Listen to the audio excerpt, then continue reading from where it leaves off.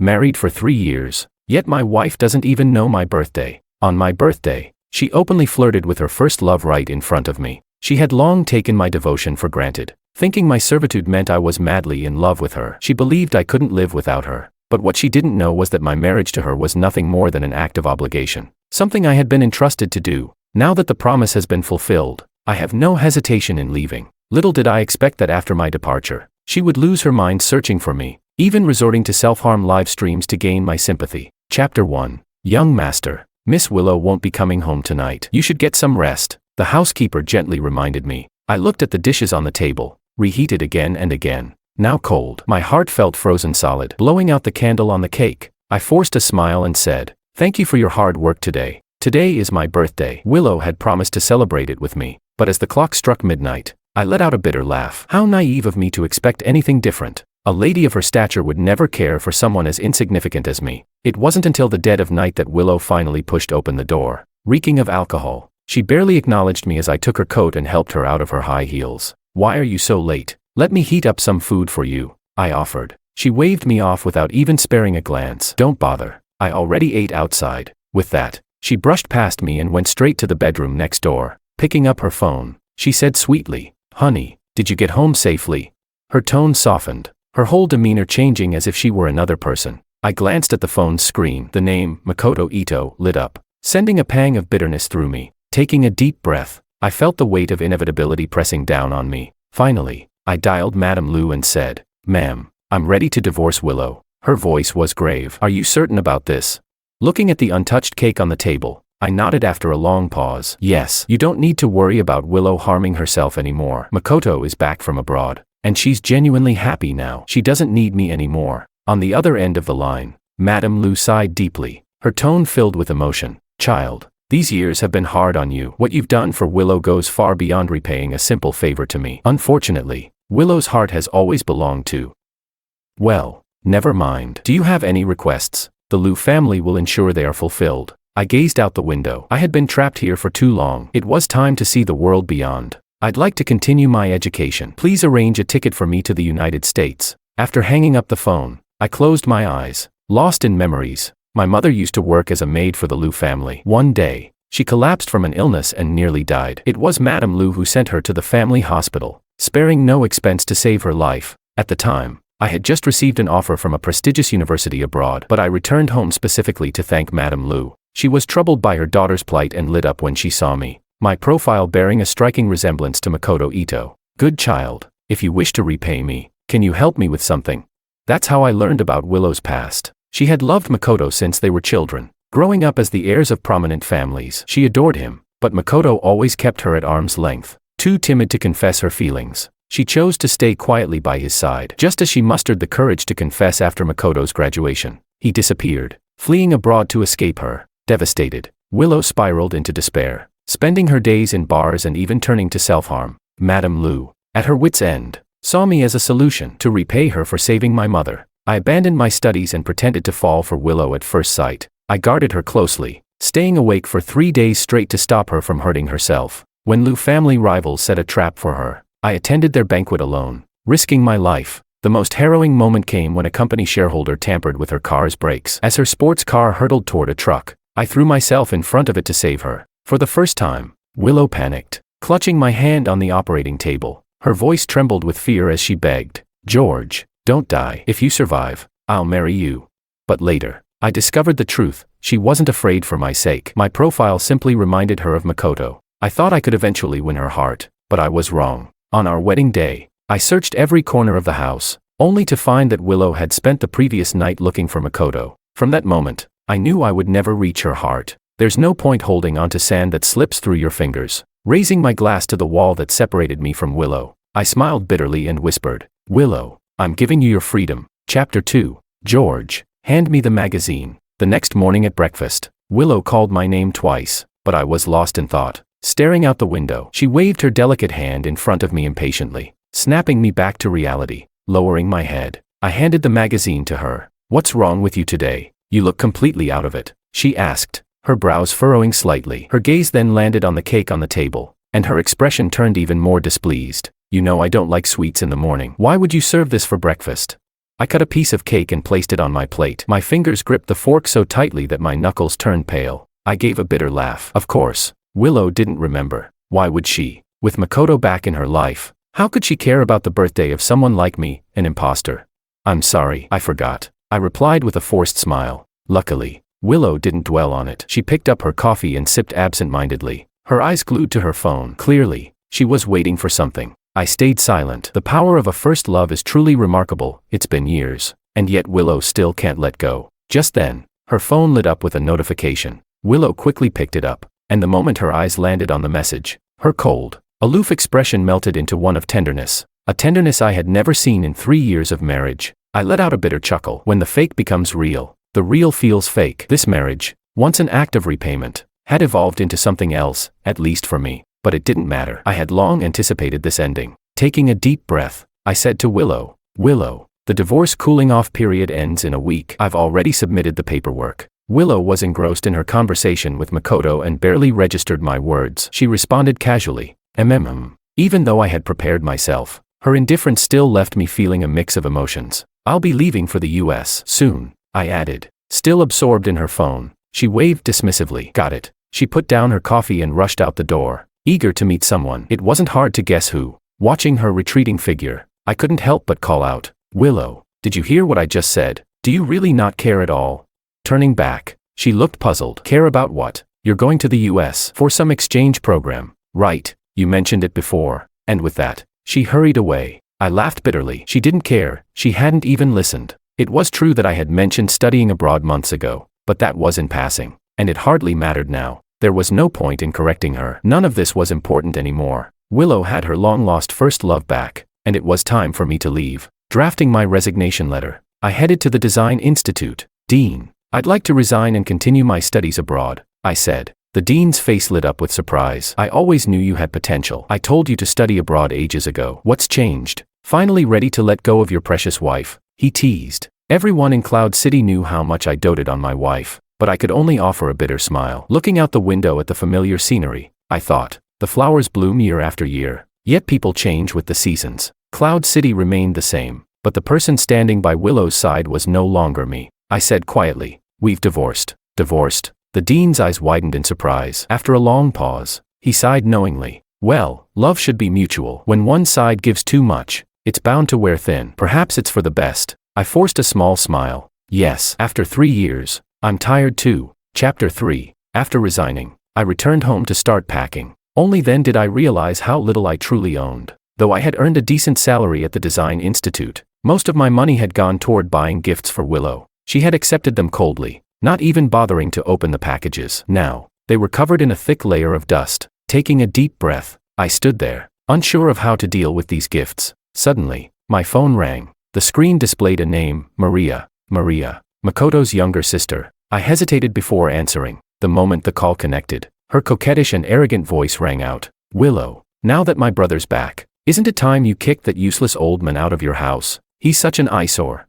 Another voice, deep and magnetic, interrupted her. Don't say that, Maria. Mr. Wong is still Willow's lawful husband. I didn't need to guess. It was the legendary first love, Makoto Ito himself. Maria scoffed. I'm not wrong, brother. Willow's heart has always been yours, even while you were abroad. Don't forget, before her wedding, she flew overseas to see you. If you had agreed back then, George wouldn't have even been part of the picture. Feigning surprise, Maria exclaimed. Oh no, did I accidentally call George instead? Oh, Mr. Wong, you're not mad, are you? It was clear that Maria had called me on purpose. In the past, I might have been furious, but now, with the divorce finalized, I couldn't care less. I stared at the phone in silence. Maria, emboldened by my lack of response, continued mockingly. Why would you be mad? You're just a live-in son-in-law mooching off the Liu family. Oh, by the way, Willow's going on a business trip with my brother for a few days. Don't forget to pack her bags. A man and a woman, alone on a trip, and I was expected to pack her luggage. My brows furrowed, but I remained silent. On the other end, I heard the sound of a door opening, followed by Willow's voice. Makoto, who are you talking to? She asked. It's George, Makoto replied. I was going to let him know about our trip, but on second thought, maybe I shouldn't. You're still married, and he might not be comfortable with us traveling alone. Willow quickly reassured him. Don't worry, he's always been understanding. Then she took the phone from him and said sternly, George, it's just a work trip with Makoto. You're not upset, are you?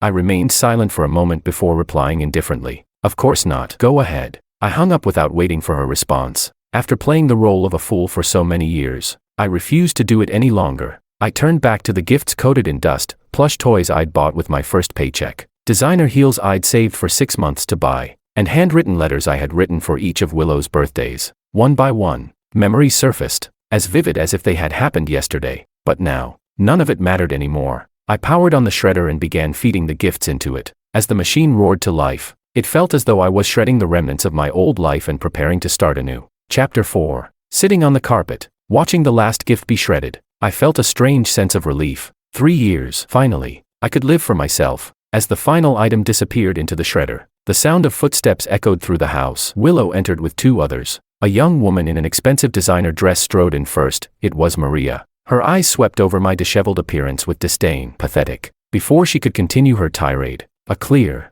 magnetic voice interrupted. Maria, don't be rude to Mr. Wong. A man in a crisp white suit stepped into the room. This was my first time seeing Makoto. His features were sharp yet gentle, every line of his face seemingly carved to perfection. He radiated an effortless charm, standing in the sunlight like a deity descended to earth. At that moment, I understood why Madame Lu had been so eager when she first met me. Makoto and I did share a striking resemblance, enough to make anyone do a double take, but the resemblance ended there. His confidence and poise were something I could never replicate. Smiling bitterly, I thought, a counterfeit will always be just that, a counterfeit. Maria rolled her eyes dramatically. Fine, brother. Whatever you say. Then she turned back to me impatiently. Well, are you going to pack Willow's bags or not? Make sure you include plenty of clothes. She'll be staying with my brother for several days. I didn't even look at her. I'm busy. What?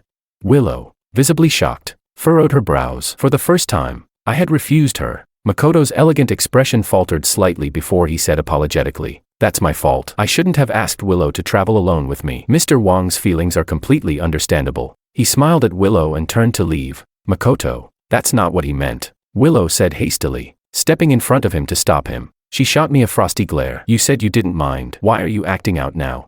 Taking a deep breath, I unlocked my phone and replied calmly. The dean asked me to prepare an art exhibition. It's scheduled for next week. I really don't have time. In truth, I had already resigned. There was no exhibition. I simply had no intention of playing their servant any longer. Willow had grown so accustomed to my care that she had dismissed all the household staff. Now, without me, she seemed at a loss. Maria's brows furrowed. What kind of art exhibit is more important than Willow's trip? Packing bags doesn't even take that long. You're just being lazy.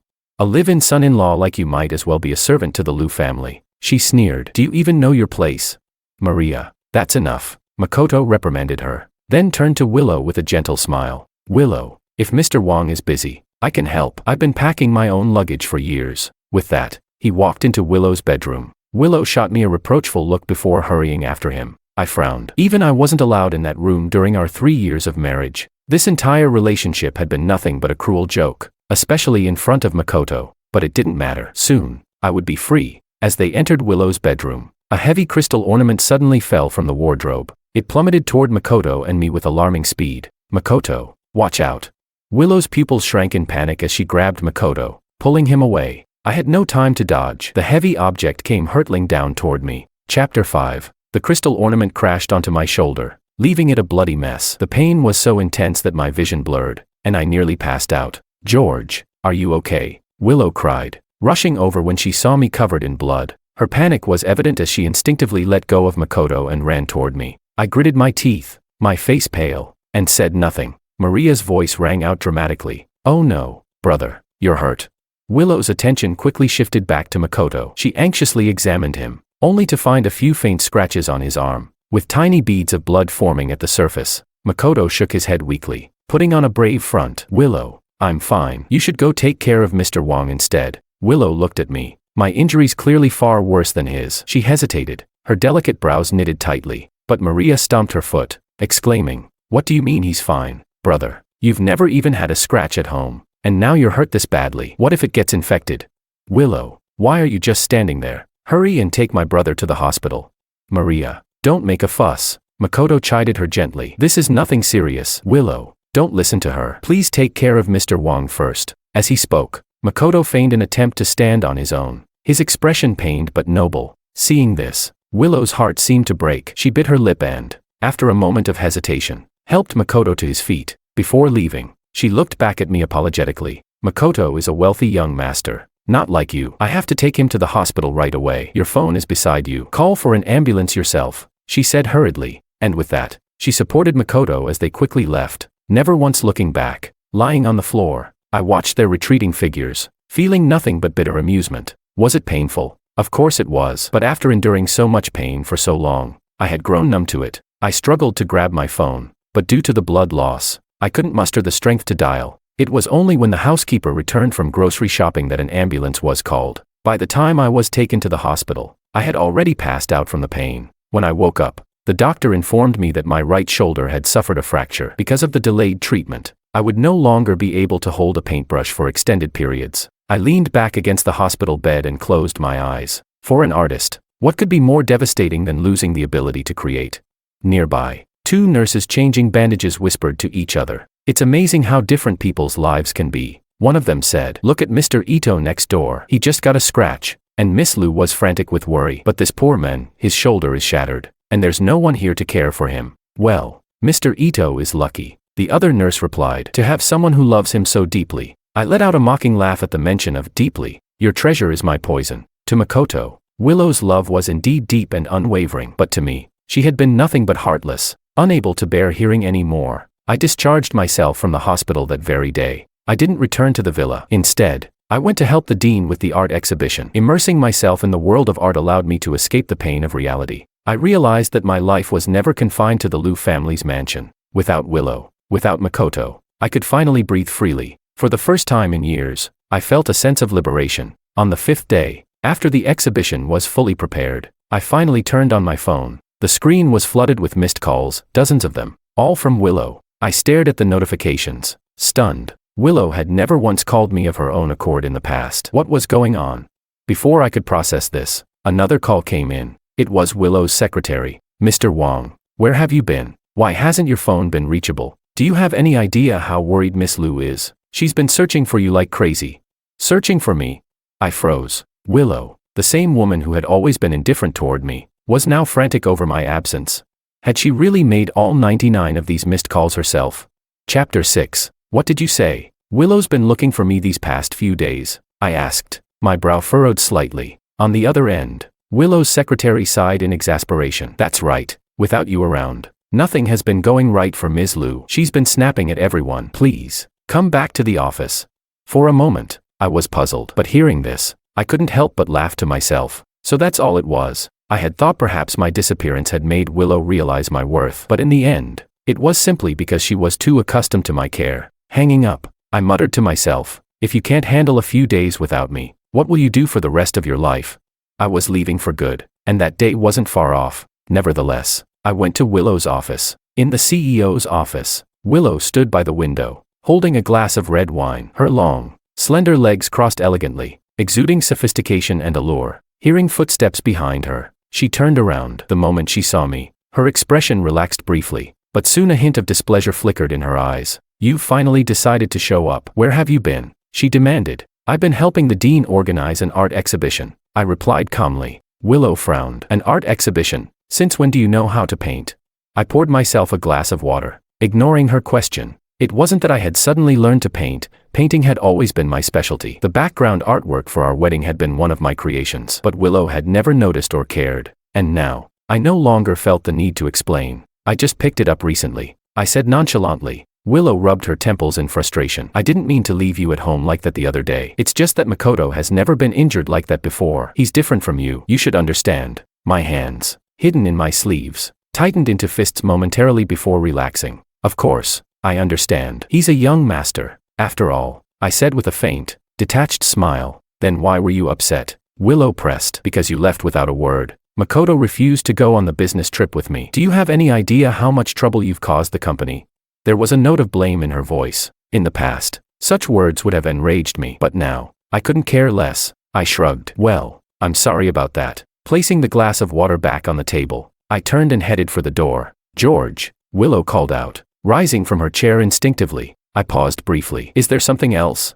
She hesitated for a moment before saying, "You always used to clean my office before leaving." Without turning back, I raised my arm in its sling and replied, You seem to have forgotten. 5 days ago, I got injured, just like Makoto. I can't clean your office anymore. Only then did Willow seem to recall my bloodied shoulder from that day. My injuries had been far worse than Makoto's, but at the time, her eyes had only been for him. For the first time, Willow seemed to feel a twinge of guilt. That evening, she brought me to a tastefully decorated Western restaurant. On the table sat a single chocolate cake. I looked at her, puzzled. Willow cleared her throat awkwardly and said, I was so busy with Makoto's return that I forgot your birthday. I'm making it up to you now. I stared at the chocolate cake, momentarily speechless. In 3 years of marriage, this was the first time Willow had ever bought me a cake. Ironically, it was Makoto's favorite flavor, but I no longer cared. The cooling-off period for the divorce was nearly over, and I, the stand-in, would soon take my final bow. Seeing that I didn't pick up the fork, Willow assumed I didn't like it. I thought chocolate was your favorite flavor. Why aren't you eating? She asked, a hint of concern in her voice. Before I could respond, an excited voice called out from behind us. Willow, you're so thoughtful. How did you know it's my brother's birthday today? And you even got his favorite cake? Maria pulled Makoto over as she spoke, her face alight with enthusiasm. See, brother, I told you Willow loves you the most, Maria added, practically bouncing with glee. Makoto looked at Willow, his handsome face filled with gratitude and warmth. I caught the flash of unease in Willow's eyes. Without hesitation, I stood up and offered my seat to Makoto. That's right. Willow went to great lengths to reserve this table for you. Happy birthday, I said, my tone calm and devoid of any resentment. Willow froze for a moment, her heart tightening inexplicably. George used to love me, didn't he? Why did he now seem so indifferent, as if none of this mattered to him? Chapter 7. Time flies. Today is the final day of the divorce cooling-off period. I packed my last suitcase, glancing out the window. 3 years, I would no longer be anyone's stand-in. Finally, I would live for myself. My flight was booked. Freedom was within reach. Just as I was about to leave, my phone rang. It was Madame Lu. George, we're having a family dinner today. Can you come by?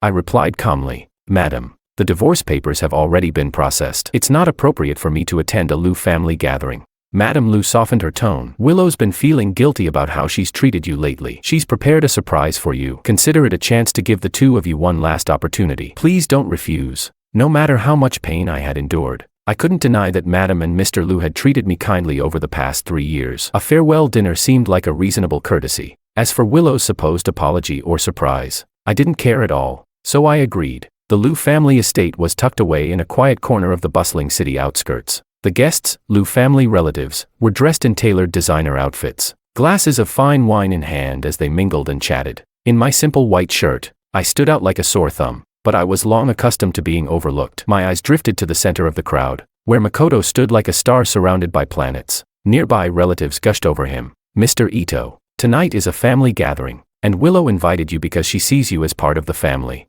You're so lucky. Even after all these years abroad, Willow has only ever had eyes for you. That's right. I heard she even reserved a table and got a cake for your birthday recently. You're the only one she's ever remembered like that. You don't know how devastated she was when you left for the States. She stopped eating and drinking, nearly losing her life. Mr. Ito, Willow's heart belongs to you. Before her wedding, she drank herself into oblivion and flew overseas just to see you. Every month after that, she went to the US, sometimes for work, but mostly just to catch a glimpse of you from afar. How could you still hesitate after all that? You're in your 30s now. Don't miss out on someone who loves you the most. The relatives' chatter painted Willow and Makoto as a perfect couple, completely ignoring the fact that I was still Willow's husband. I watched the scene, bemused. Was this Willow's so-called surprise for me? But in a way, this humiliation made things easier. It left no room for lingering sentiment. Rubbing my temples, I turned to leave, only to bump into Madame Lu. George, please, let me explain, she began, her tone tinged with regret. I shook my head and interrupted her. Madam, it's fine. 3 years ago, I was nothing but a stand-in. Now that the original is back, it's only right for the substitute to step aside. But I do have one request. Tell me, she said immediately. I glanced at Willow, radiant in the crowd, and after a long pause, I said, I'm going to start living my own life now. If Willow asks about me, please don't tell her where I've gone. For 3 years, I had burned myself out like a moth to a flame. All that remained was a faint ember, one I would protect and nurture for myself. Makoto was back, and Willow wouldn't care about the departure of a mere stand-in. I let out a self-deprecating laugh, though I doubt she'd even notice. Notice what? I turned to see Willow approaching in an elegant designer gown, her every step poised and graceful. She looked like a princess from a fairy tale. Nothing, I replied. Willow frowned slightly, sensing I was hiding something, but she quickly recovered, her confidence returning. You've started painting, haven't you? I invited a renowned artist to introduce you to. You should be grateful, she said, clearly expecting me to be touched by the gesture. Instead, I raised my injured right hand. My hand is injured. You should introduce the artist to Makoto instead, I said evenly. She looked puzzled. He doesn't paint. Why would I introduce him to an artist? Her confusion was almost amusing. Didn't the answer seem obvious? If Makoto wanted something, Willow would choose him over me without hesitation. I had simply made the choice for her this time. Trying to calm her, I said, my injury makes painting difficult, and Mr. Ito is also an artist. It's a better fit. Go ahead. Willow stared at me, my serene expression devoid of jealousy or resentment. It unnerved her, but she had no time to dwell on it and walked over to Makoto, introducing him to the artist. The surrounding relatives erupted into cheers. Look at them, they're such a perfect match. I knew it. Willow went to all this trouble to invite the artist just for Mr. Ito. Mr. Ito, you should marry Willow. Her love for you is undeniable. Makoto's face flushed slightly at their words, though he didn't refute them. Willow, frowning, opened her mouth as if to explain but ultimately said nothing. I watched in silence, pulling out my phone. There were 5 hours until my flight. Soon, I would be free. Chapter 8. I glanced at the seemingly perfect pair in the crowd and rubbed my neck. The plane was set to take off soon. It was time for me to leave the stage. Makoto suddenly walked toward me, excitement in his eyes as he pointed at my chest. Mr. Wong, I heard from the artist you met earlier that your brooch won a gold medal at a global design competition. Could I borrow it to take a closer look? Borrow the brooch? I frowned slightly. This wasn't just any brooch, it was a piece I had worked on for months. Created in honor of my mother. It held profound sentimental value. I didn't want to lend it. Maria, noticing my hesitation, snapped. George, my brother only wants to look at your brooch, not take it from you. Why are you being so stingy?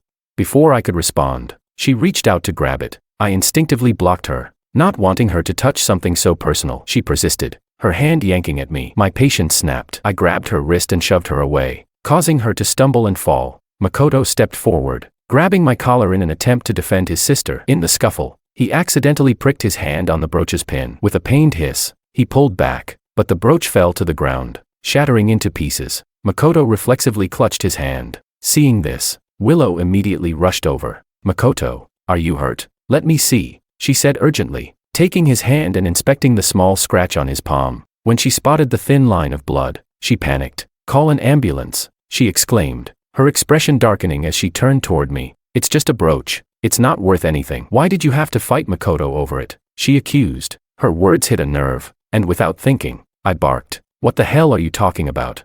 Willow froze, staring at me in disbelief. It was the first time I had ever spoken to her like this. I continued, my voice sharp. That brooch was a piece I spent 6 months creating. It's not just a trinket, it's a symbol of my hard-earned recognition. And you have the nerve to call it worthless. What about you? Do you think you're worth anything? Makoto destroyed my work, and yet you accuse me of taking something from him. Are you blind?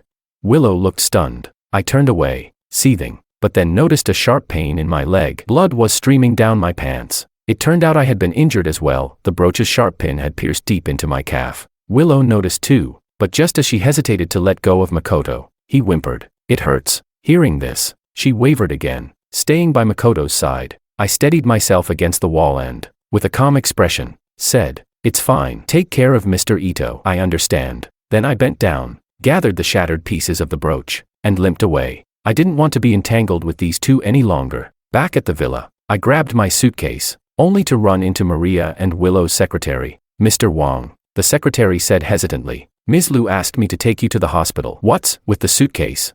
Maria gave me a once-over and sneered. So you're throwing a tantrum because you can't compete with my brother. What is this? A dramatic exit to make Willow beg you to stay. Don't even think about it. You're just a clown pretending to be important, and you'll never be more than my brother's stand-in.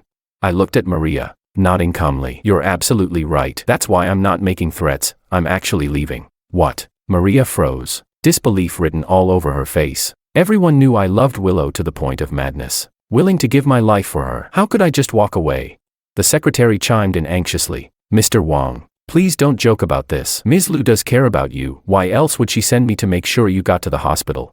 In response, I took out my phone and sent the signed divorce agreement to Willow. I'm not joking, I said coolly. 3 years. I've given enough. Now it's time for me to live my own life. Without hesitation, I turned and walked away. The secretary, clearly flustered, called after me. Mr. Wong, you can't just leave. At least tell Ms. Liu where you're going. I stopped at the door, taking one last look at the villa that had been my cage for 3 years. Smiling, I said, "She doesn't need to know. My task is complete." I had loved Willow. How could I not? After everything we'd been through together, after all the life or death moments we shared, but that love had drained me. I had sacrificed my education, my dreams, and my life for Willow, and yet I had received nothing in return. Even supporting characters deserve their own stories. I threw my phone into the fountain outside and walked away, ready to begin mine. Chapter 9. Willow spent the next several days at the hospital, tending to Makoto. Even though his injury was minor, she insisted he stay for observation. It wasn't until the 5th day that she remembered George's injury. "Where's George?" she asked her secretary. "Tell him to come see me." The secretary hesitated before replying cautiously. "Ms. Liu, Mr. Wang has left." Willow frowned. "Left? Where?" She assumed George was sulking again. After all, the last time she had prioritized Makoto, he had disappeared for days. But this time was different. George had explicitly told her to look after Makoto first. Frustration welled up inside her. Why does he always act so big-hearted in front of others but then hold grudges in private? Can't he act like a man for once? Annoyed, she scrolled through her phone to call George, only to notice an unread message from 5 days ago. Opening it, her eyes widened in shock. Cooling off period over. Divorce finalized. Divorce. Her body stiffened as the truth began to sink in. A week ago, George had mentioned something about leaving, but at the time, her mind had been consumed by thoughts of Makoto. She hadn't paid him any attention. Now, cold realization washed over her. George actually filed for divorce. For a moment, her face, usually cold and composed, twisted into an icy fury. He must be joking. He's doing this to get my attention, isn't he? Willow scoffed at the thought. In her eyes, George's every action was a calculated ploy to provoke her. With Makoto back, his insecurity was understandable. Confident in her assumption, Willow dismissed the secretary with a wave. If he wants to leave, let him. He'll come crawling back in a few days. But 5 days later, Willow asked again. George still hasn't returned, she asked during a casual dinner with Makoto and Maria. Maria froze mid-sip, her expression flickering with surprise. "No, Ms. Liu," the secretary replied hesitantly. "Mr. Wang hasn't come back." Maria seized the moment to interject. "Willow, why are you still waiting for that petty man? You've loved my brother for years. Now that George is gone, it's the perfect time to settle down with him." Maria's words barely registered. Willow frowned deeply, ignoring her entirely. "George, where are you? Are you still throwing a tantrum? Haven't you had enough yet?" Chapter 10. Maria noticed Willow staring blankly and waved a hand in front of her face. "Willow, did you hear me? George has already left. I saw it with my own eyes. You need to stop wasting your time." "With your own eyes?" Willow's expression darkened immediately. Her sharp gaze locked onto Maria, and she grabbed her wrist. "When did you see George leave?" she demanded. Maria paled, stumbling over her words. I saw him leaving with his luggage last time, when I went to your house with the secretary. I thought he was just pretending." How could she have known that George had truly meant to leave? The fury on Willow's face surged like a storm. George dared to leave her. All she'd done was spend a few days looking after Makoto. Was that enough to make him this angry? Angry enough to divorce her? Clearly, she'd been too lenient with him. George was nothing, a man who hadn't even graduated from college. Without her, who would want him? Her face icy, Willow turned to her secretary. "Call George. Tell him to come back immediately, and I'll forgive him." The secretary looked conflicted. "Ms. Liu, I saw Mr. Wang throw his phone into the fountain that day." Willow refused to believe it. She pulled out her own phone and tried to call George, only to realize she had never saved his number. Instead, she dialed the number that had sent her the divorce agreement. But every attempt was met with the same response: "The number you have dialed has been deactivated." Willow shot to her feet and stormed out, her heels clicking sharply against the floor. Her eyes blazed with anger. George had abandoned her.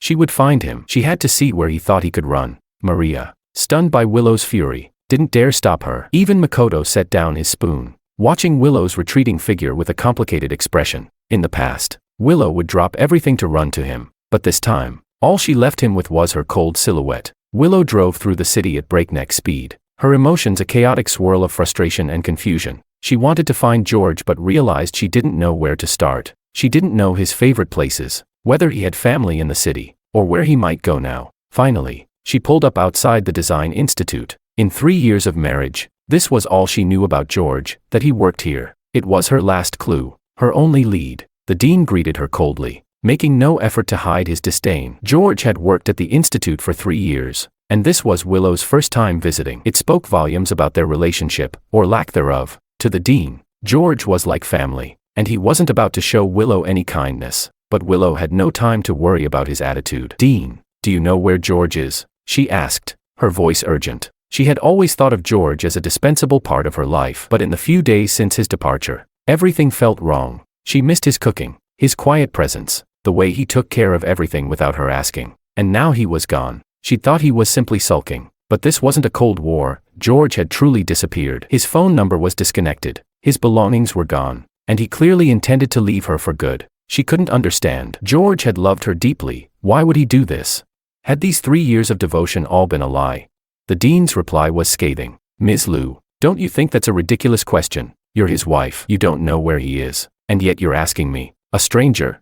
Willow's throat tightened, and she had no response. She didn't want to admit how little attention she had paid to George. Leaving the institute in a daze, she realized her last hope was her mother. George had always been close to Madame Liu. If anyone knew where he was, it would be her. Willow immediately called her mother. The moment she asked about George, Madame Liu sounded surprised. "Why are you looking for George? The cooling-off period for your divorce has already passed." "What?"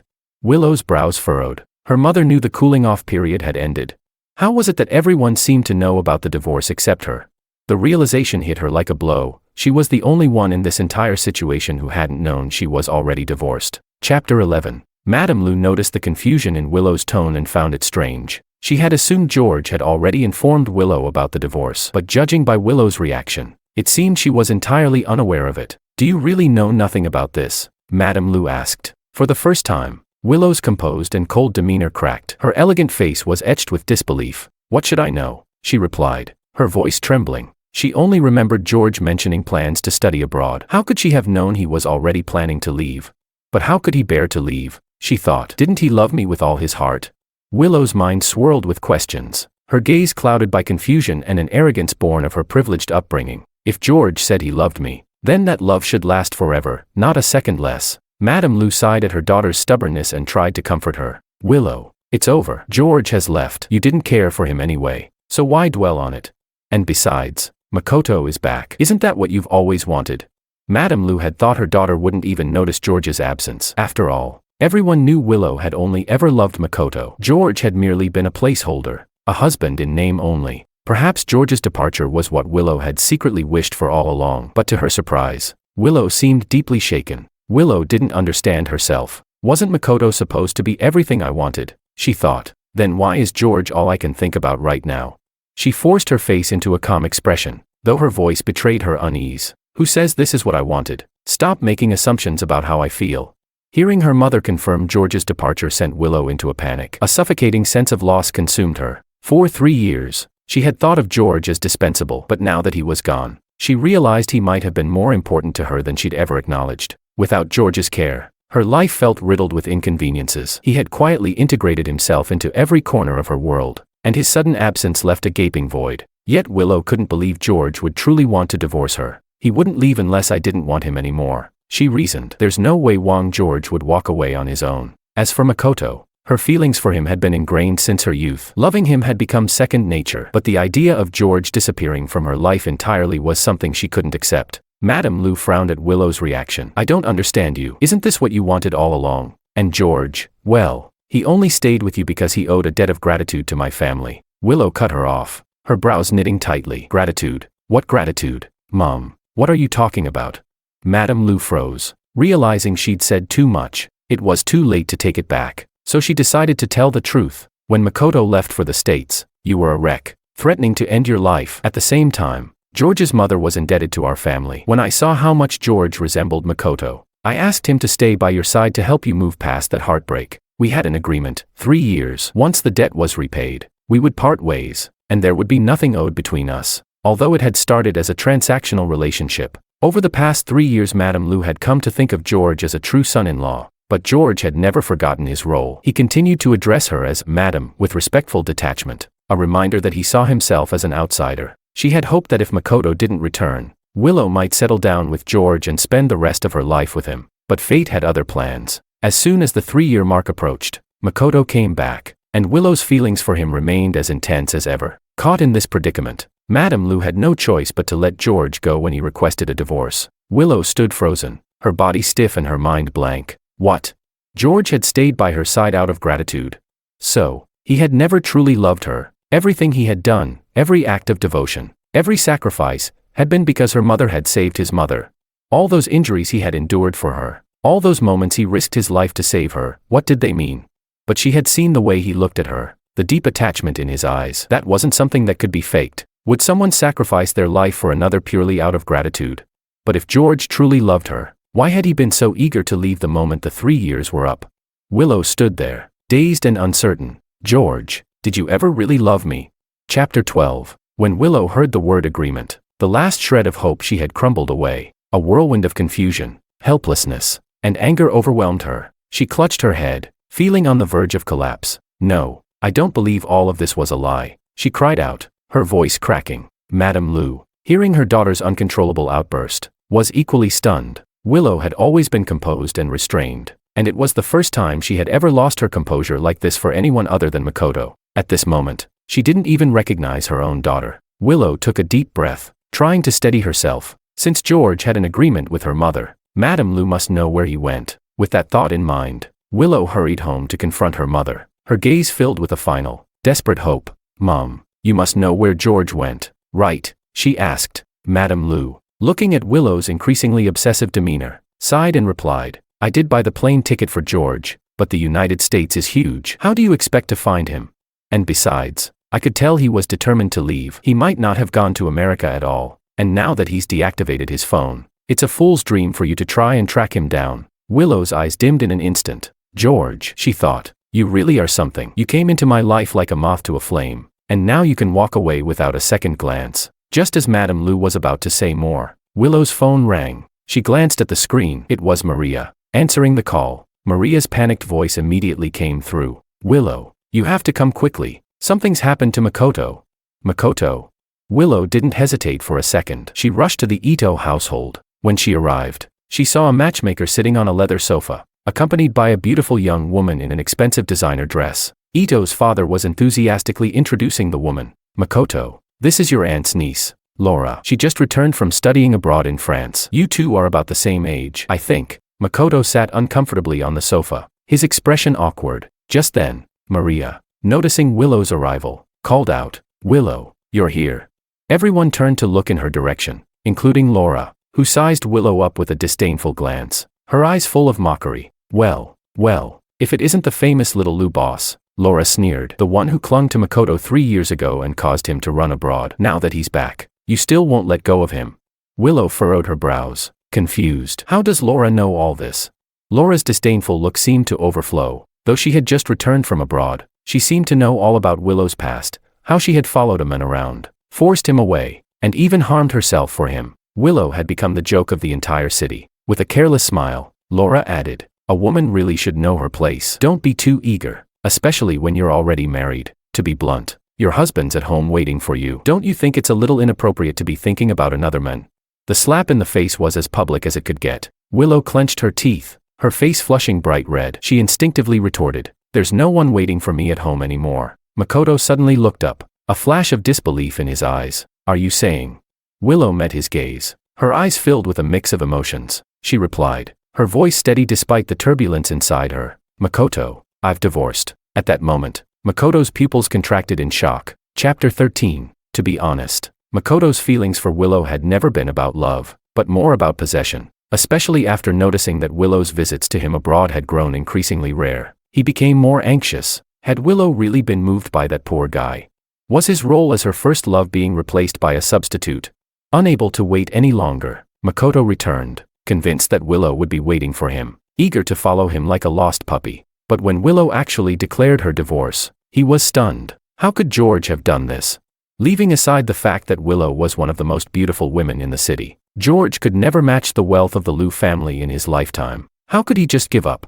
But Makoto quickly masked his shock with a smile, as if victorious. Willow, you really divorced for me? He asked, a slight gleam in his eyes. Laura was also taken aback, her brows furrowing as she waited for Willow's answer. Willow lowered her head, her thoughts clouded for a long time before finally nodding. Her pride wouldn't allow her to tell the truth, that George was the one who had requested the divorce. Makoto's lips curled into a smug grin, but he quickly hid the triumph in his eyes and extended his hand toward Willow. With a tender, affectionate tone, he said, Willow, We've missed each other for so many years. What you did today convinces me that you truly love me. Let's be together. Laura's teeth almost ground to dust. What is this? She thought. These two are making a fool of themselves. If they're so in love, why bring me into this mess at all?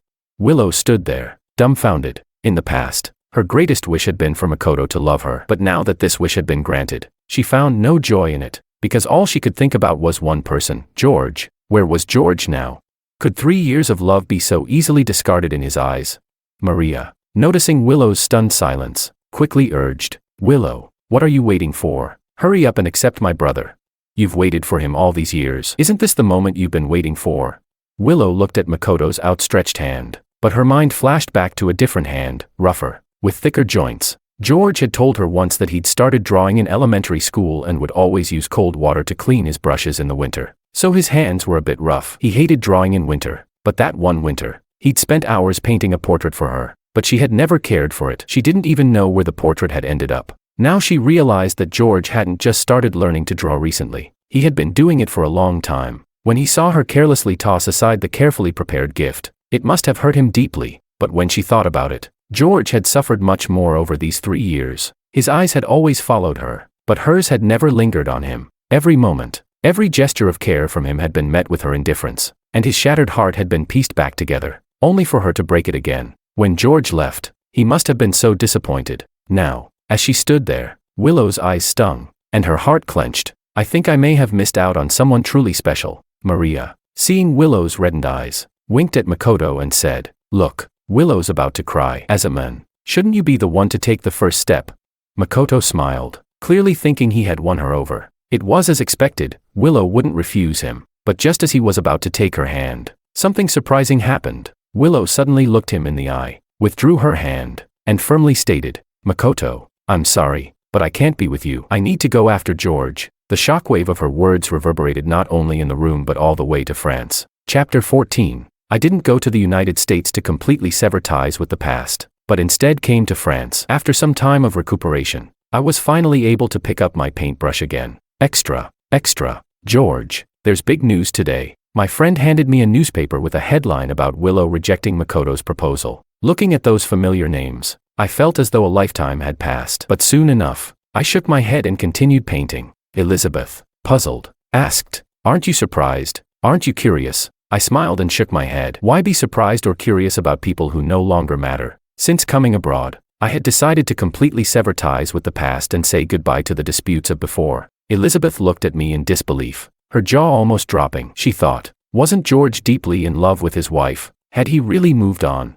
But soon, she nodded, agreeing with me. It's good that you've forgotten them. Those two scoundrels don't deserve any attachment. Elizabeth could be quite blunt. She continued, you sacrificed so much for Willow, and she didn't even care. Now, she's just a joke. We don't need to go back to that fire pit. She also found it quite satisfying that Makoto, after trying to seduce someone else's wife, had ended up with nothing. I smiled at Elizabeth's playful manner, feeling a sense of relief in my heart. I had truly let go. The past 3 years felt like a fleeting dream, and now I had moved on. After tidying up my easel, I was about to leave when an unfamiliar number rang. I answered the phone, and Laura's voice came through the line. We had once been art school colleagues. With a hint of malicious joy, Laura said, Senior, I have some good news for you. Your ex-wife is back in the hospital after yet another self-harm incident. I froze, confused. What was Willow trying to do? Wasn't she obsessed with Makoto? Now that I had stepped aside, wasn't that exactly what she wanted? Why was she still self-destructing? I didn't know. After I left, Willow finally realized my worth. Without my care, she felt as if she had lost the most important part of herself. When Makoto proposed to her, she saw her own heart clearly. It wasn't love for him but a long-standing obsession. Once she understood that, she used every resource to track me down, even asking my mother where I had gone. But I didn't go to America, so Willow couldn't find me. Her search grew more frantic, sleepless, and eventually, under immense pressure, she resorted to self-harm again. The whole city was buzzing about it. I paused, the thought of it making my movements falter. We had been married for 3 years. At first, I had done it out of gratitude, but eventually, I had to admit that I had developed feelings for Willow. But no matter how deep the feelings, I couldn't bear the constant pain. The moment I left for abroad, I had decided to sever the past. I wanted to live for myself, let the past fade away with the wind. Willow's madness or her self-harm no longer had anything to do with me. The next morning, Elizabeth came early to ask me to attend an art exhibition. Today's exhibition was hosted by Anna Banana,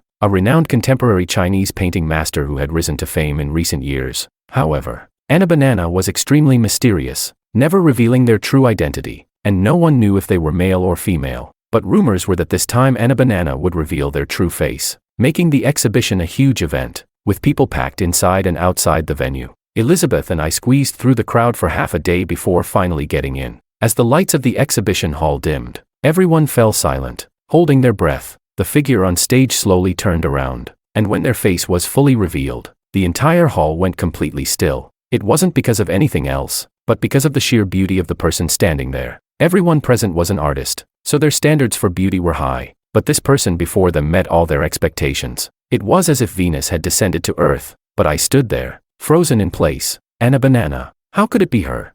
Anna Banana, now standing before me with a faint smile, walked up to me. Her exquisite face was full of fondness. George, long time no see. Chapter 15. Looking at her, my eyes grew misty. Anna. How had I never realized before? The famous artist Anna Banana was my childhood best friend. Anna. She was a year younger than me and had been sent to live in the countryside as a child. We had spent half a year together as playmates. Later, I learned that Anna was from a prestigious family, but she had been sent to the countryside to avoid family disputes. When we parted, we were reluctant to say goodbye, and Anna had promised she would be my bride. But back then, we were too young, with no way to stay in touch, and eventually lost contact. Anna, looking at my thin frame, also had tears in her eyes. Back then, in the countryside, George was a happy little boy, but now, he had grown so thin. Anna had known about me for 3 years, but when she returned from abroad, I had already married Willow, the heiress of the Liu family. At first, Anna had considered trying to win me back,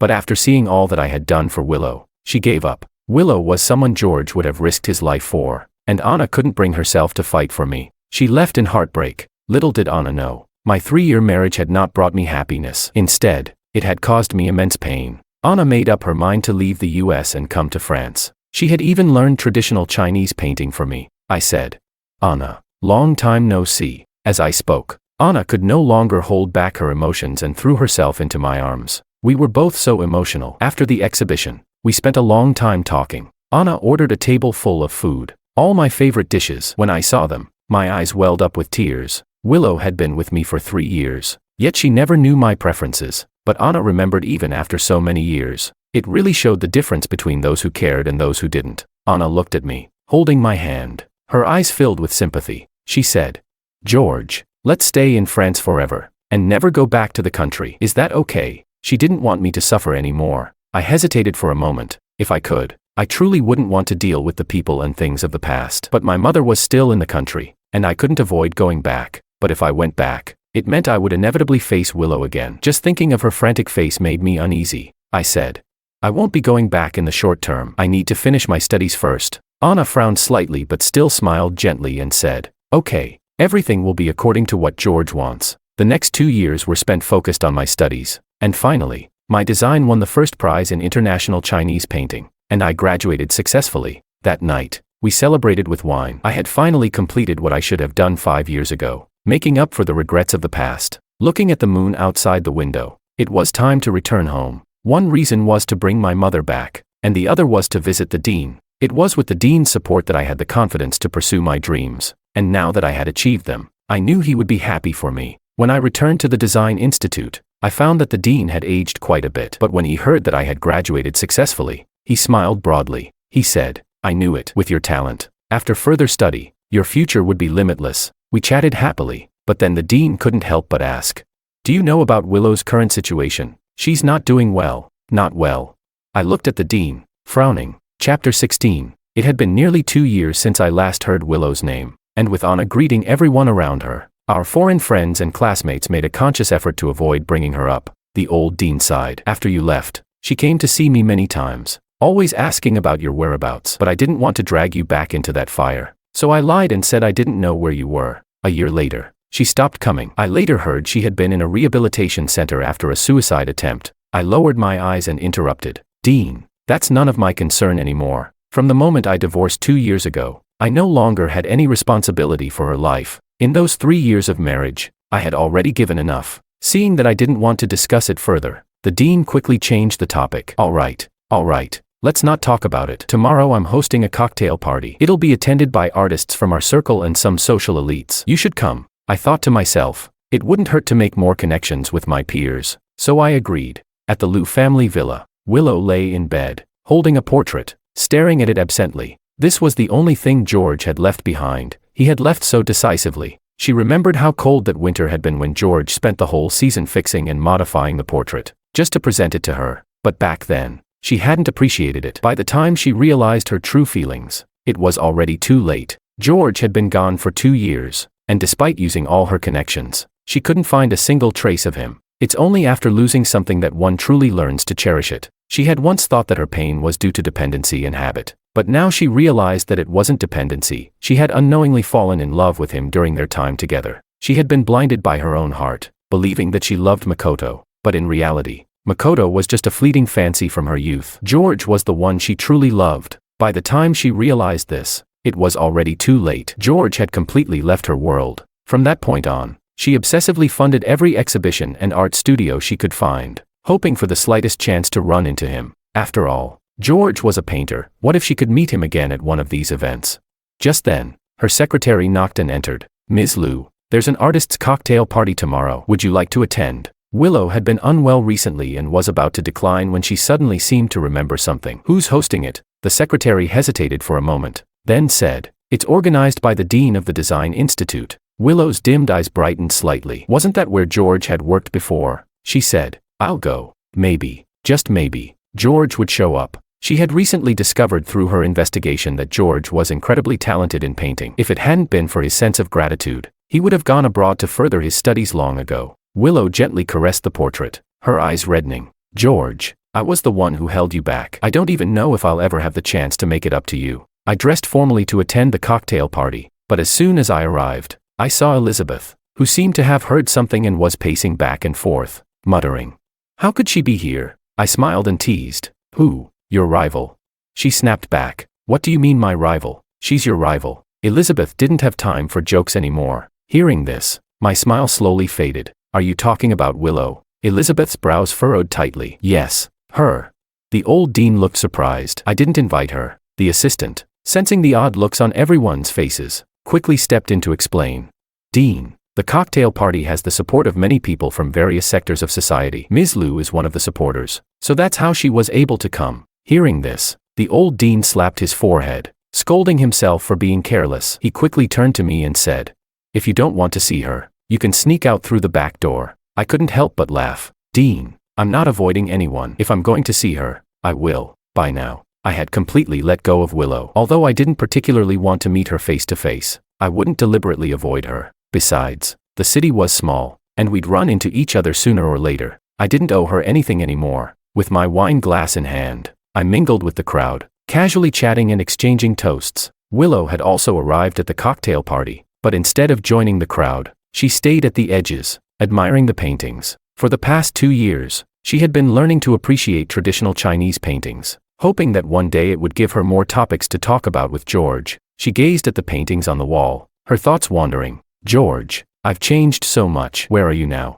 At that moment, she suddenly heard someone in the crowd exclaim, Are you Mr. Wang, the international first prize winner for traditional Chinese painting? I'm such a fan. Could you please sign an autograph for me? The name George made Willow's soul tremble. The frozen memories of the past 2 years came rushing back. She couldn't control her body, trembling slightly as she turned around. Just one glance, and she saw him, the man she had been thinking about for the last 2 years. In that moment, Willow felt as if time itself had stopped. She stepped forward, walking slowly toward the crowd, her eyes fixed on the man who was being adored by everyone. George was dressed in a tailored suit, his short hair neatly styled. He was gracefully signing an autograph for someone. Thump, thump. It was the sound of Willow's heartbeat. She grabbed George's wrist and said, I finally found you. Chapter 17. Before I could react, a cold, refreshing fragrance surrounded me. I looked up to see a familiar face. Willow tightly gripped my arm, unwilling to let go. Her beautiful eyes were swollen and red, tears streaming down her face. She choked. George, haven't you gotten enough revenge on me? Come back home with me. I was about to push her away when, suddenly, a pair of delicate hands forcefully pushed Willow aside. Miss Liu, you're being very rude.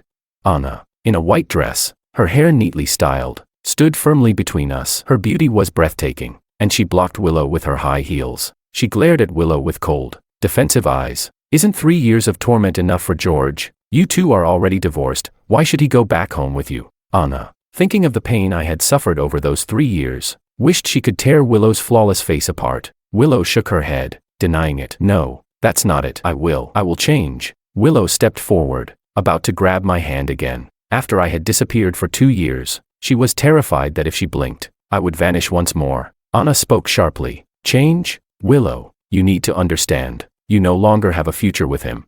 She stood her ground in front of me, her words cutting deep. Willow couldn't hear Anna's voice anymore. Her eyes were fixed on me, and when she saw the indifference in my gaze, her heart shattered. How could I look at her like this? It was as though I was staring at a stranger. Had those 3 years of marriage meant nothing to me? Willow had so many questions she wanted to ask, like where I had gone these past 2 years, what I had been doing, and why I had left without a word. But in the end, all she could ask was, why did you leave me? I had thought that seeing Willow again would stir a great emotional response in me, but I was surprised to find that I had already let go. I spoke calmly. Didn't Mrs. Liu tell you? Our marriage was nothing but a debt of gratitude from the start. Gratitude? Willow asked. Furious, she stepped closer, grabbing my shoulders tightly. Do you think I'm a fool? Would you risk your life just for gratitude? I don't believe that in these 3 years. You didn't love me. I pulled away from her grip and took a deep breath. Looking her in the eyes, I said seriously. Love or no love, it's all in the past now. Willow, we're divorced. There's no point in talking about it anymore. I had married into the Liu family before I had even graduated from university. Willow was the first woman I had ever gotten close to, and she was as beautiful as a flower. How could I not be moved? I had tried to be good to Willow, but every time I started to care, Willow would strike me down with her attachment to Makoto. Over those 3 years, I had lost count of how many times my heart had been shattered. I had loved Willow, truly, but no matter how deep the love, it couldn't withstand the constant heartbreak. The moment I decided to divorce 2 years ago, I had truly let go. I couldn't tie myself to a world that only revolved around Willow. I needed to live my own life. With that thought, I looked at Willow seriously and said, I've moved on. It's time for you to do the same. With that, I turned to leave. There was nothing left to say to Willow, and I didn't want to ruin the host's event. Willow tried to step forward and stop me, but Anna swiftly pushed her aside. Miss Liu, have some dignity. Anna gave Willow a cold glare before turning and following me. Willow could only watch helplessly as we walked away. The event went smoothly, but I wasn't in the mood to stay, so Anna and I left early. As we were about to leave, a familiar figure suddenly approached us. It was Willow's secretary. I finally caught up with you, Mr. Wang, she said. This is a gift from our young mistress. Please accept it. She opened a box, revealing a beautiful watch inside. I couldn't help but laugh sarcastically. Willow, why bother? Makoto was the one who liked expensive watches, I said. Please tell Willow that I will not touch anything Makoto likes. And I took a deep breath and said slowly, I never liked watches to begin with. Chapter 18. The secretary's smile froze immediately, and she stood there awkwardly, unsure of what to do. She asked, Mr. Wang, then, what should we do with the watch? I didn't want to make things difficult for her, I replied. Please return it, and there's no need to bring anything else in the future. The secretary bit her lip and left without another word. I thought I had made myself clear, but it seemed Willow hadn't given up. Every day, she found different ways to send me gifts, but without exception, I returned them all, unable to bear it any longer. Willow came to me. Why won't you accept my gifts? She felt that she had changed so much for me, but why wasn't I moved at all? Looking at Willow, so eager yet so pitiful, I suddenly realized just how tragic this all was. How much better it would have been if she had given these gifts to me 2 years ago. We had once loved each other, but we never truly fell in love. I looked at Willow and asked, do you still not understand? Willow's eyes locked onto mine, and in that moment, she felt a strong urge to turn and leave, because she knew the next thing I would say would pierce her heart. I said, it's over. No matter how many gifts you send, it won't change that. I no longer have any attachment to you. And I let out a self-deprecating laugh. After our divorce, shouldn't you feel relieved? Willow's heart shattered upon hearing those words. Her mouth opened, but her voice was hoarse as she muttered, no, that's not it. I didn't want to divorce you. At that moment, she was no longer the confident woman she once was. Her eyes were filled with tears and pleading. She choked on her words. After 3 years of marriage, I've grown used to having you by my side. But back then, I didn't understand my heart. I thought I liked Makoto, but after you left, I realized I had already fallen deeply in love with you. You're like air. You don't notice it when it's there. But how can anyone live without air? Now I realize my mistake. I've rejected Makoto. Can we start over? I looked at Willow's tear-filled face, and for a moment, It felt like I had been transported back to 2 years ago, but I no longer wanted to return to the past. Those days, where I put others first, were nothing but torture for me. I collected my emotions and looked at Willow, my gaze completely devoid of affection. I said, "Willow, what you feel for me is not love, it's dependency. Or rather, you just can't stand being without someone who would sacrifice everything for you. You're chasing after illusions, whether it's me or Makoto. We're just tools to fulfill your longing for deep affection. The only person you truly love is yourself." The color drained from Willow's face in an instant. My words laid bare the painful truth in front of her eyes. All the pretty lies she had woven about love and affection vanished in that moment. What she had thought was love was nothing but her own misguided notion of deep affection. At that moment, I no longer compromised, no longer allowed myself to bend for anyone. Without saying another word, I turned and walked away. But just as I stepped out, I received a call from Mrs. Liu. Looking at the phone, I already knew what she wanted to say, but I still answered. She said, "Good child, you're finally back." I didn't respond because 5 years ago, when I first entered the Liu family, Mrs. Liu had spoken to me in the same tone. Behind the honeyed words were always sharp blades. I was grateful for everything Mrs. Liu had done for my mother, and I appreciated it deeply. I had been willing to repay her with my life, but there's only so much one can sacrifice for others. I had already given everything to Willow once, and I had nothing left to give. I asked, "Madam, is there something you need?" She said, "George, please, I'm asking you as a mother, give Willow another chance. Look at what she's become for you. Please, understand the heart of a mother." When I heard this, instead of feeling moved, I felt a surge of anger. Understand the heart of a mother. Did she ever consider my mother's heart? Mrs. Liu wanted her daughter to move on, but she wanted someone else's son to sacrifice everything. Everyone has a mother who raised them. Mrs. Liu thought only of her own child, but did she ever consider how other mothers would feel?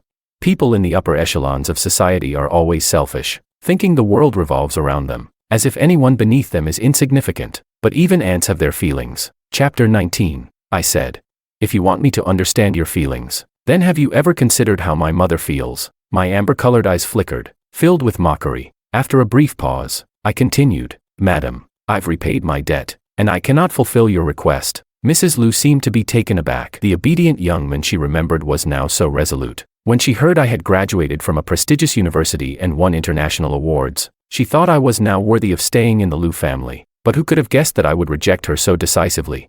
Before Mrs. Liu could say anything else, I added, "Of course, I am grateful for the help you gave my mother back then, but that's another matter. We're even now. From now on, we owe each other nothing." I ended the call abruptly. If Mrs. Liu had just called to chat, I might have still had a favorable opinion of the Liu family. But since she was once again trying to push me into the fire, I couldn't bear it any longer. She only cared about her own daughter's feelings and never considered the lives of others. Mrs. Liu, enraged that I had hung up on her, was furious. Who was George? A poor boy from a humble background. How dare I speak to her like this? But no matter how angry Mrs. Liu was, she didn't dare do anything to me because I was no longer the same person. After hanging up, I walked out with big strides. Willow was still following me, relentlessly chasing after me. Seeing the look on my face, she couldn't help but step forward. "George, why do you look so terrible?" I smiled bitterly in anger and spun around. "It's because of your dear mother. She doesn't want you to make the same mistake again. So she expects me to abandon everything and stay by your side just like I did 5 years ago." "Willow, you and your mother are both so selfish." Willow's face turned pale upon hearing this. She didn't expect her mother to have called me. In the past, her mother had indeed said that George stayed with her only out of gratitude. During those 3 years, I had no freedom, no studies, no friends, everything revolved around her. If Willow had to live like that for 3 months, she would go mad. But I lived like that for 3 years. 3 years. Willow's eyes reddened, and she said, "George, it won't be like this anymore. I will treat you well from now on." As she stepped forward, I took a step back, my face cold. I said, "Don't come after me anymore, and don't interfere with my life. I no longer want anything to do with you or the Liu family." With that, I turned and walked away, not giving Willow a chance to say anything more. Willow stood there, her head hanging low in sorrow. In the next few days, she didn't bother me again. I felt much more at ease. One day, I was on my way to visit the Su family, bringing some gifts from abroad. Anna was overjoyed. In fact, she had always had feelings for George, but she had been worried that he was too hurt to open up again, so she hadn't rushed to express her feelings. But seeing George willingly come to her home, she was so happy that she asked her mother to host a banquet to welcome him. Mrs. Liu, in a cheerful mood, even announced to everyone that she was about to have a son-in-law. I smiled awkwardly but didn't take it seriously. How could a divorced man like me be worthy of Anna? By the time I arrived, the banquet hall was already packed with prominent figures. Elizabeth was chatting with me, while Anna, though busy with the guests, kept her eyes on me, making sure no one dared to disturb me. George, how dare you come back to the country? I heard an angry voice from behind. I recognized the voice instinctively and turned around. Maria was storming toward me. She said, "Do you know what my brother has been through these past 2 years? Today, I'm going to teach you a lesson." Maria's anger boiled over as soon as she saw me. It was all George's fault. After the divorce, he kept haunting them. Now, everyone in the city was mocking Willow for refusing to marry her brother for a poor guy. Her brother had been sent abroad by their father, all because of George. Before I could react, she raised her hand and slapped me with all her might. "George, watch out," Anna shouted. I turned in surprise, just in time to grab Maria's wrist and yank her sideways. We were near the pool, and she fell straight into the water. Splash. The sound of the splash echoed across the room. Someone fell in the pool. Willow, who was attending the banquet, rushed over in panic. "Maria can't swim. Why aren't you helping her?" "Anna, don't go too far." But this was the Sue family's event, and the Liu family had no authority here. The servants all stood by, watching the scene in silence. It wasn't until Anna saw Maria sinking that she reluctantly called for help to pull her out. Anna then turned to Willow and said coldly, "Miss Liu, you're truly generous. Maria attends our family's banquet and disrespects our guest. Shouldn't I teach her a lesson? Or does Miss Liu think that George, who fell into the pool, deserved it, and not Maria?" Chapter 20. Aren't George and my brother's lives worth less than those of you aristocrats? Anna's words were sharp, and her gaze was unforgiving. It wasn't like that. Willow's face turned pale, and she hurriedly looked at me, instinctively wanting to explain, but the look in my eyes held no trace of affection. Maria was pulled from the water, still furious. "It's all your fault. If it weren't for you, my brother wouldn't be the laughingstock of the city." Her brother had once been the pride of the city, the most sought-after bachelor, but now everyone knew that Willow had rejected him for a poor guy, causing him to be sent abroad. How could Maria not hate me? What was I? A stand-in? A poor nobody? How could I be compared to her brother? I sneered. "It's my fault. I found this laughable," I said.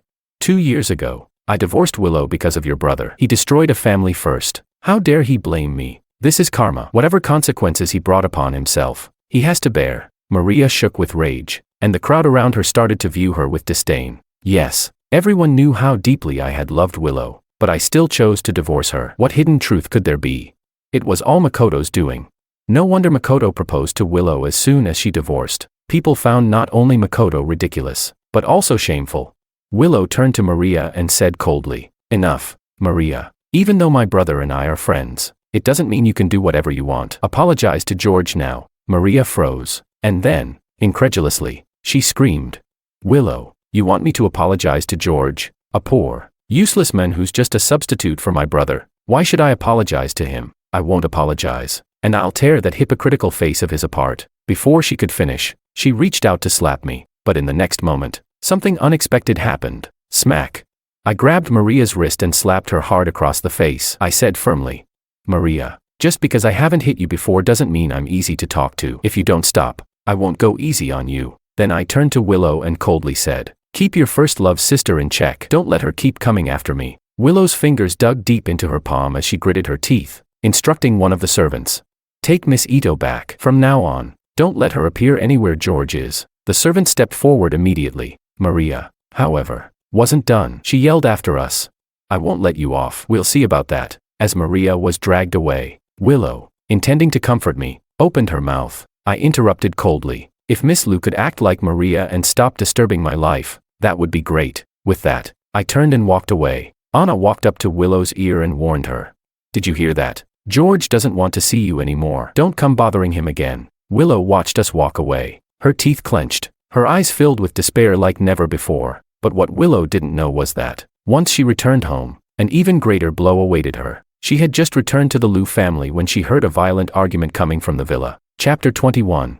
In the villa, Liu father had just returned home when he angrily pointed his finger at Liu mother's nose, scolding her, "Susan, I left the family under your care, and this is how you manage it. The company is in ruins. Our son-in-law has been driven away, and now you're letting your daughter provoke the Su family's young lady." "Su family, do you know who they are? They are the most prestigious family in the city. Do you think you can just mess with them? You're brainless. How did I ever marry you?" Liu father and Liu mother had known each other when they were young, So he trusted her enough to leave the family's affairs in her hands while he focused on expanding his career. Who would have thought that when he returned, he would find everything in such disarray that it nearly made him faint with rage? Willow hurriedly approached her father, saying, "Dad, when did you come back? You can't blame Mom for everything. It's actually my fault." Lou's father ignored her and snapped, "What do you mean, your fault? I've been grooming you to take over the family business, and look at what you've done these past years. Caught up in your emotions, nearly killing yourself over a man and self-harming. How could I have raised such a useless daughter? And you." He suddenly turned around and pointed at Lou's mother. "You, the head of this household, instead of supporting your daughter and protecting the family, you've spoiled her rotten. You've turned our son-in-law into a servant. If I hadn't come back, this whole Lou family would have been ruined under your watch." Willow had never been reprimanded like this before, and she stood there, stunned. Lou's mother hurriedly pushed her upstairs, saying, "Go upstairs first, old man. Let me explain." She thought if she could get rid of her daughter and plead with her husband, things might be salvaged. But once Willow was upstairs, Lou's father's face turned completely cold. He looked at his wife, his expression emotionless. While he had been out fighting for the family, his wife had been sabotaging everything. Their daughter, whom he had nurtured, had been ruined, and the company was a mess. He hadn't even known until now about his daughter's self-destructive behavior, all because she'd been kept locked up in the Lou family by Lou's mother for 3 years. The Lou family had fallen this far due to her actions. A bad daughter would ruin 3 generations. Lou's father took a deep breath and grabbed an envelope from his secretary. He said coldly, "From now on, you're not allowed to interfere with the Lou family business. I'm divorcing you." "What?" Lou's mother was struck as if by a bolt of lightning. She thought this matter could be smoothed over, but she never imagined her husband would actually ask for a divorce. Without the title of Lou family's wife, she would be nothing. She begged, "No, please. I know I was wrong. Give me another chance. I'll never spoil Willow again. We still have her." Lou's mother kneeled, clinging desperately to her husband's leg. When Lou's father heard Willow's name, it made him even more resolute. He pushed Lou's mother away coldly and said, "I'm divorcing you for the sake of the child."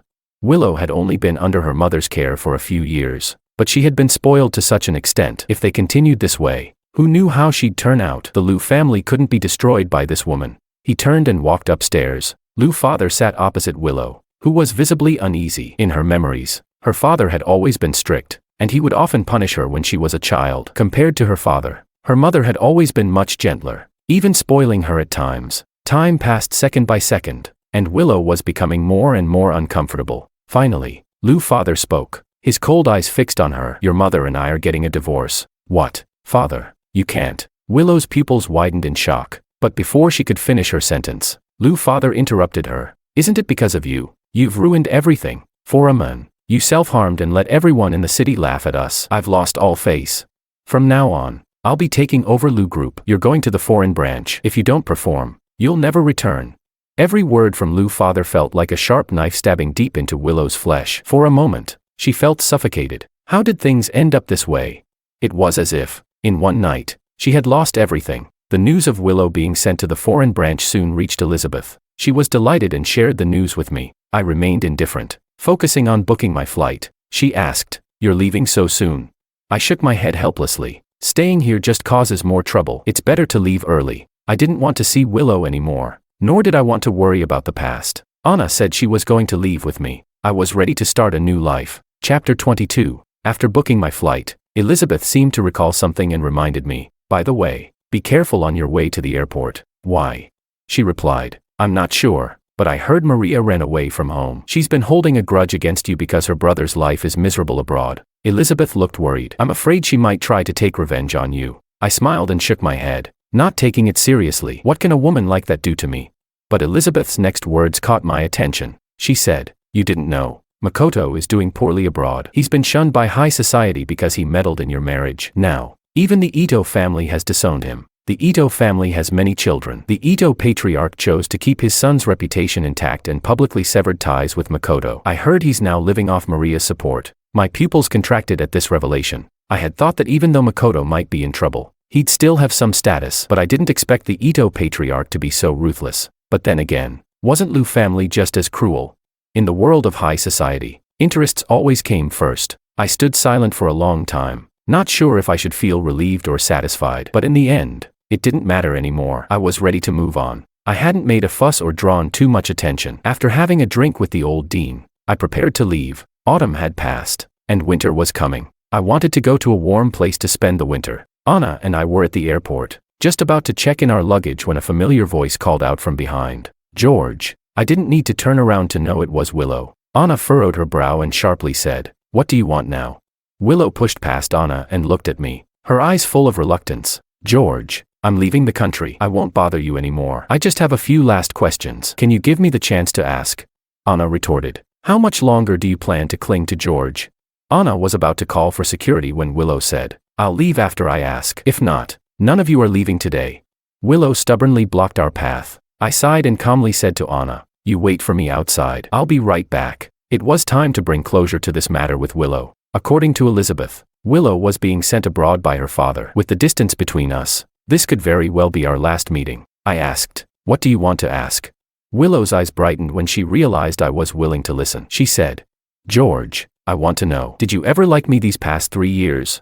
Her eyes were filled with expectation. I looked at her seriously and then laughed, a mocking smile playing on my lips. I said, "Willow, from the moment you chose Makoto over me time and again, I never had any feelings for you." My eyes became distant, as though I was looking at a stranger. I continued, "You were my wife, yet your attention was always on someone else. You never understood my sacrifices, my pain. You don't even know my preferences or likes. What you call liking me was only because no one else would care for you like that, even risking their life for you. You've always been selfish, thinking that the world should revolve around you with just a snap of your fingers. But true love is selfless. It's seeing the other person thrive and feeling your life has meaning because of it. It's mutual sacrifice, mutual support, never letting go, even in the most difficult times. But you've let go of my hand too many times. I don't want to hold on anymore." I looked into Willow's eyes and spoke clearly. "Willow, that's all I have to say. We don't need to see each other again." Chapter 23. I turned around and walked briskly toward the door. Today, I finally said everything I had wanted to say in those 3 years, and both of us could be free from this. Willow stood there, watching George's indifferent expression, her heart twisting painfully. From a young age, her family had taught her how to be a good heir and how to prosper the family, but they had never taught her how to love. But by the time she realized it, it was too late. Looking into George's emotionless eyes, Willow felt a chill in her fingertips. He had already let go. He was no longer trapped in their relationship. He was walking away. Willow suddenly felt a loss of control. She was about to lose the person she loved most. She wanted to stop him, wanted to keep him by her side, to make him see only her, but she couldn't, because George had told her, true love meant letting go. A bitter smile crossed Willow's face. Just as George was about to leave, a sharp voice rang out from behind. "I want your life." I instinctively turned around, only to see a woman frantically charging at me with a knife. "George, be careful." Willow's panicked voice reached my ears before I could react. In the next instant, a blinding flash of the knife struck. The sound of the blade sinking into flesh followed. Maria had gone insane. After being confined, she felt humiliated that she, a daughter from a prestigious family, and her brother, both of them heirs, were brought so low by a poor man. The rage inside her turned into a murderous desire. Who would have thought Willow was there too?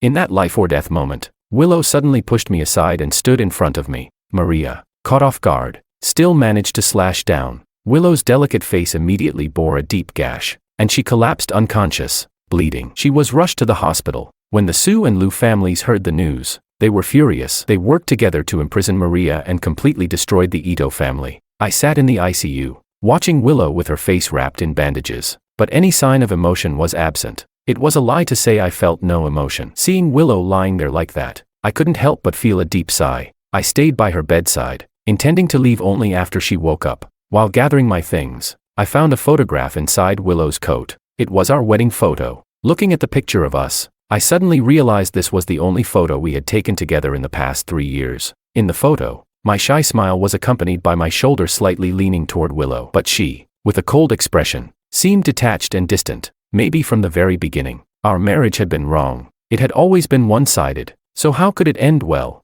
We loved each other, but we never truly loved each other. I tore off my half of the photo and placed the remaining half in Willow's hand. When she finally woke up, I chose to leave. Willow stared at the half photo in her hand for a long time after she woke up. George had seen the photo. Suddenly, she remembered. After taking that photo on their wedding day, she immediately flew abroad to find Makoto. At that time, George must have been heartbroken, all alone at the wedding site, without his bride. The photo, full of love for her, but that kind of expression was something she could never see again. Willow clutched the photo tightly to her chest, tears silently falling onto her pillow. She had lost the men she loved the most. She was trapped in her past. While her lover had already moved on, Willow couldn't hold back anymore and began to cry bitterly. Her sobs were full of despair. Chapter 24. After Willow woke up, I didn't stay any longer and prepared to leave. On the day Anna and I were leaving, Willow struggled to get out of bed and came to see us off. Anna furrowed her brow when she saw Willow's face covered in bandages, showing some wariness. Willow, however, acted calm and composed. She gazed at me from across the crowd and softly said, "George, let's be friends from now on." I looked at her face, and a flash of pity crossed my eyes. Willow had always relied on her beauty, but now her face was badly scarred. I had asked the doctors, and even with the best equipment, she would be left with faint scars. I frowned and replied, "Sure, if you think so." Willow gazed at me, her eyes reddening. "I really regret it, not cherishing you back then. If she had treated George well from the beginning, her father wouldn't have gotten so angry, her mother wouldn't have been dragged into this, and she wouldn't have ended up like this. They say karma is real, and retribution comes swiftly. Now, this was her consequence, wasn't it?" I watched Willow in pain, wanting to say something, but the words just wouldn't come out. What could I say? Both of us had been deeply hurt by this relationship. Willow was now torn to pieces, but when I left, I was no different. Willow seemed to sense my suffering. She wiped away her tears and forced a smile. "It's all right," she said. I shook my head. "Willow, there's no such thing as regret. If we keep dwelling on the past, we'll never move forward. We both need to look ahead now." I was grateful that Willow had saved me, but gratitude isn't love. We had hurt each other and spent too long entangled in our mistakes. It was time to say goodbye. This was the first time I spoke to Willow without any emotions after our divorce. But before, Willow had always clung to her obsession, never listening to my words. Now, she understood. We could never go back. Anna and I boarded the plane to go abroad. Anna looked at me with her beautiful eyes, full of concern. She had always wanted George to be happy and thought that leaving him at the right time was the best choice. She never expected him to go through such a cruel marriage. Had she known, she would never have let go of George's hand, even if it cost her life. Fortunately, the heavens had given her a chance to make things right. Fortunately, it was not too late. Anna's delicate hand gently touched mine, and she asked, "George, there were so many people in your life before. Can I have a little of your love now?" I was taken aback, instinctively withdrawing my hand and saying, "Anna, don't joke around. I was just a middle-aged man with a failed marriage. How could Anna possibly like me? She had said she liked me when we were kids, but that was just a childish joke. How could she have meant it?" But Anna looked at me seriously, her eyes filled with deep affection and determination. She said, "George, I mean it. I've liked you since I was little. I want to grow old with you, to share all the joys and sorrows of life. Even in the toughest times, I will never let go of your hand." I looked into Anna's burning gaze. My heart stirred. I reached out and took her hand. "All right," I said, "just don't let go of my hand."